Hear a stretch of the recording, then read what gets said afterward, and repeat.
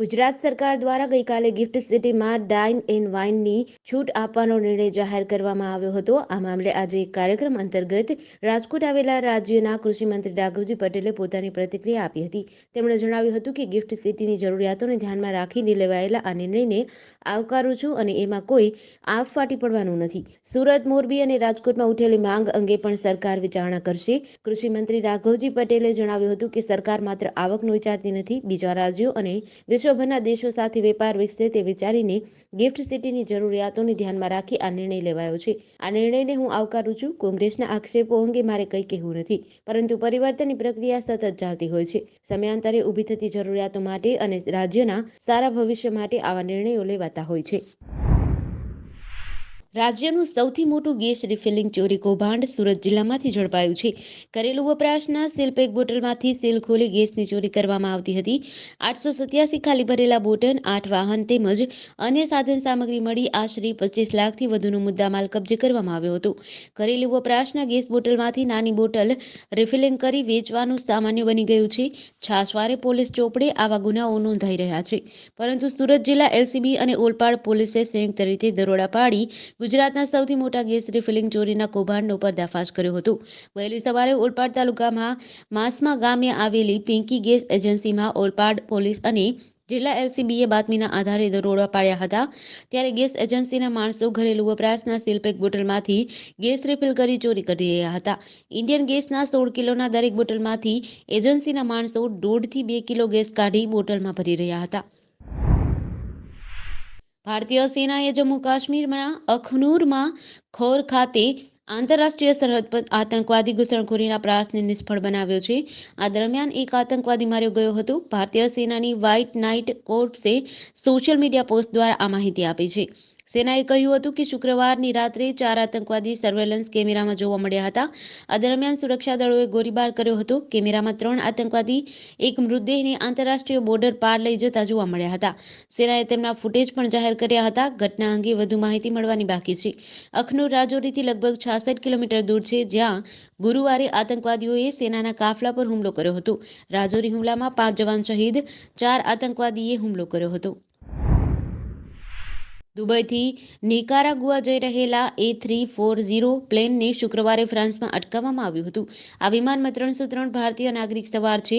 News agency AFPના report અનુસાર ફ્રાન્સના નાનકડા airport વાટરીમાં fuel ભરવા માટે ફ્લાઇટ રોકાઈ હતી. આ ફ્લાઇટ ખાનગી કંપનીનું હોવાથી ફ્રાન્સ ઓથોરિટીને શંકા ગઈ હતી કે પ્લેનમાં માનવ તસ્કરી થઈ રહી છે.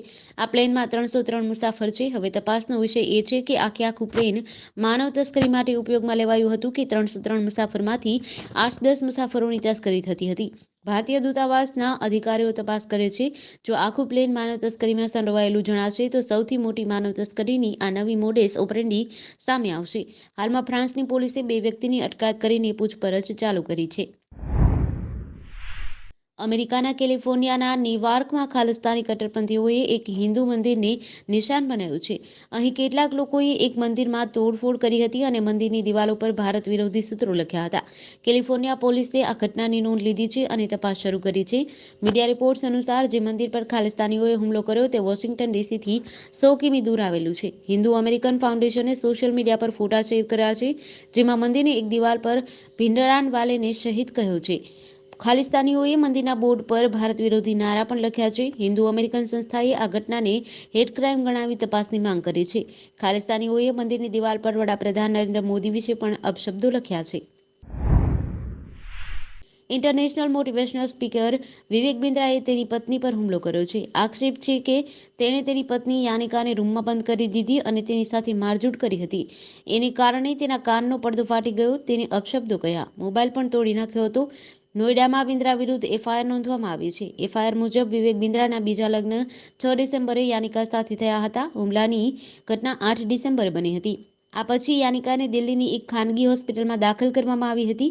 યાનિકાના ભાઈ વૈભવ ક્વાત્રાએ 14 ડિસેમ્બરે સેક્ટર 126 પોલીસ સ્ટેશનમાં વિવેક વિરુદ્ધ કેસ દાખલ કર્યો હતો.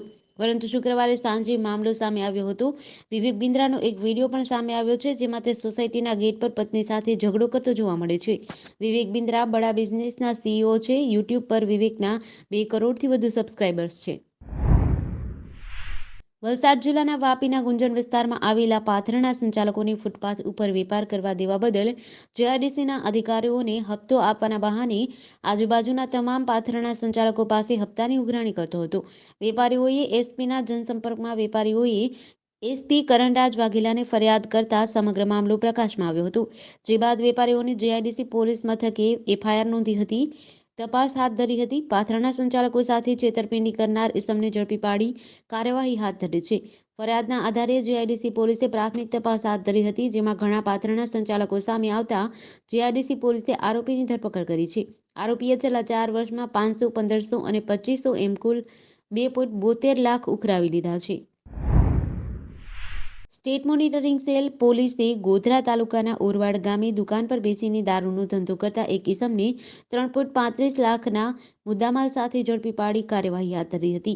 જ્યારે પકડાયેલા ઇસમ સહિત 4 ઇસમો સામે ગોધરા તાલુકા પોલીસ મથકે ગુનો નોંધાયો હતો. પ્રાપ્ત વિગતો મુજબ ગાંધીનગર સ્ટેટ મોનિટરિંગ સેલ પોલીસે બાતમી મળી હતી કે ગોધરા તાલુકાના ઓરવાડ ગામે મોહન પુના નામના ઇસમની દુકાને એક ઇસમ બેસીને વિદેશી દારૂનો જથ્થો રાખી તેનું વેચાણ કરી રહ્યો છે.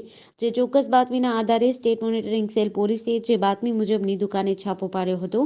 પોલીસની દુકાન પરથી ₹30,000ની કિંમતની 306 જેટલી બોટલ મળી આવી હતી. ભચાઉથી પસાર થતા નેશનલ હાઈવે પરના બટિયા ઓવરબ્રિજ ઉપર મધરાત્રે વિચિત્ર ઘટના બની હતી, જેમાં ટેન્કર ચાલક આધેડનું વિચિત્ર સંજોગોમાં મૃત્યુ થયું હતું, જ્યારે એક જ સ્થળે 3 વાહનો અકસ્માતનો ભોગ બન્યા હતા. તેમાં ટ્રેલર ચાલકને ગંભીર ઈજાઓ પહોંચતા વધુ સારવાર માટે ભુજ રિફર કરાયો છે. અકસ્માતને લઈ વાહન વ્યવહારની પણ અસર પહોંચી હતી. ટ્રેલર તળે ચગદાઈ જવાથી માધાપરના 45 વર્ષીય ટેન્કર ચાલક હિતેન્દ્રસિંહ જેઠવાનું ઘટના સ્થળે જ મોત નીપજ્યું હતું, જ્યારે ટ્રેલર ચાલક ઘવાયો હતો. ભચાઉ પોલીસે જાણવા જોગ નોંધ પરની આગળની તપાસ હાથ ધરી છે. અમરેલી જિલ્લામાં ધારી નજીક આવેલ સુપ્રસિદ્ધ ગળધરા ખોડિયાર મંદિર પરિસરમાં સિંહણ આવી ચડતા સમગ્ર ઘટના સીસીટીવીમાં કેદ થઈ હતી. અહીં 4 દિવસ પહેલા સિંહણ આવી હતી અને મંદિર પરિસરમાં પ્રદક્ષિણા કરી રવાના થઈ હતી. આ દ્રશ્યો સીસીટીવી કેમેરામાં કેદ થતા વિડીયો સોશિયલ મીડિયામાં વાયરલ થયો છે. જોકે આ પ્રકારની ઘટના અહીં વારંવાર બને છે. મંદિરમાં સિંહ લટારો મારતા જોવા મળે છે. થોડા દિવસ પહેલા ધારીના પરા વિસ્તારમાં સિંહોનું મોટું ટોળું આવી ચડતા લોકોએ રાત્રિના સમયે અગાસી ઉપર ચડી સિંહ દર્શન કર્યા હતા અને થોડીવાર ગભરાટનો માહોલ છવાયો હતો. રાજકોટની જસાણી કોલેજના અધ્યાપક ડોક્ટર પીએમ ઉંધાડ અર્થશાસ્ત્ર વિષયના એસોસિએટ પ્રોફેસર છે અને તેમ છતાં તેઓ BSc-M5માં કોમ્પ્યુટર વિષયના વાયવા લેવા ગયા હતા. વાયવા લેવા જવાની કોલેજના આચાર્ય ડોક્ટર ફાલ્ગુની શાસ્ત્રીએ મનાઈ કરી હોવા છતાં તેઓ ગયા હતા. આ ઉપરાંત એક જ દિવસમાં 2 પરીક્ષાનું ઓબ્ઝર્વેશન કરવાની સાથે 100 ઉત્તરવહી પણ તપાસી હતી. આ મામલે અગાઉ પરીક્ષાની અમુક ધારા મુજબ અધ્યાપક સામે એક્શન, ગંભીર બેદરકારી બદલ કડક સજા કરવાનું એલાન કર્યું હતું. જે બાદ હવે કુલપતિએ આ અધ્યાપક સામે એક્શન લીધા છે અને 3 વર્ષ પરીક્ષાલક્ષી તમામ પ્રકારની કામગીરીમાંથી દૂર કરવાની સજા સંભળાવી છે. મોરબીમાં નકલી ટોલનાકાના કેસમાં પુત્ર આરોપી બનતા ચર્ચામાં આવેલા સિત્સર ઉમિયા ધામના પ્રમુખ જયરામ પટેલ તેમના પદેથી રાજીનામું આપી દેશે. આધારભૂત સૂત્રોના મારફતે મળેલી વિગતો અનુસાર અમરીશ પટેલનું નામ નકલી ટોલનાકું ઊભું કરવાના કેસમાં ઉછળવાના ઘટનાક્રમ વચ્ચે તેમના પિતા જયરામ પટેલ પાસેથી 6 જાન્યુઆરી 2024ના રોજ રાજીનામું લેવામાં આવશે. જોકે આ પાછળ ટોલનાકું જ કારણભૂત છે કે વયમર્યાદા, તેને લઈને અનેક તર્ક વિતર્ક છે. વાંકાનેર મોરબી હાઈવે ઉપર નેશનલ હાઈવે ઓથોરિટી ઓફ ઇન્ડિયાના ટોલનાકાની બાજુમાં જ ટોલનાકું ઊભું કરી કરોડો રૂપિયાનું કૌભાંડ આચર્યું હોવાના આરોપો લાગ્યા છે. આ કેસમાં 5 આરોપીઓના નામ છે, જેમાં એક જયરામ પટેલના દીકરા અમરસિંહ પટેલનું નામ પણ સામેલ છે. જે ફેક્ટરીમાં નકલી ટોલનાકું બનાવવામાં આવ્યું હતું, એ જગ્યા અમરીશ પટેલે ભાડા કરારમાં આપી હતી.